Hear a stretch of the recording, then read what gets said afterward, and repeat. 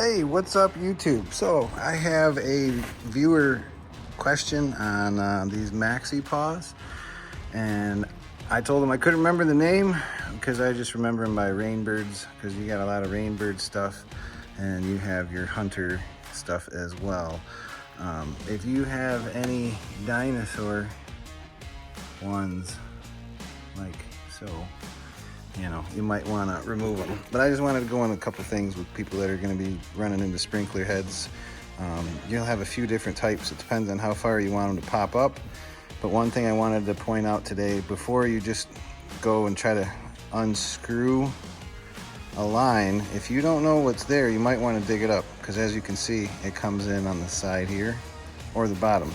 So if you try to turn that to loosen it from the bottom thinking, you're gonna end up snapping that fitting.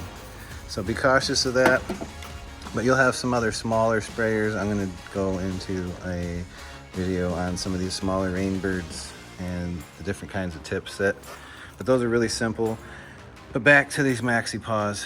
I'm not sure what the viewer was gonna ask me, probably adjusting, because, you know, look, there's all kinds of old, outdated technology in there, is my opinion. So I would recommend just remove them anytime you get a chance. But again, see, this one was coming in on the side, and there's also one for the bottom. So, you know, these are just, get rid of those. That's why I recommend these Hunter PGPs, because they do a lot of really cool things. You know, you can get them to do a 180 or 360 instead of just changing out, you know, the internal parts. You can just adjust it and make it do a 180 with those PGPs. And then you have multiple different nozzles that you can put in to adjust how much water flow. Same thing with these ones. You know, you can adjust them down to where they won't put out as much water.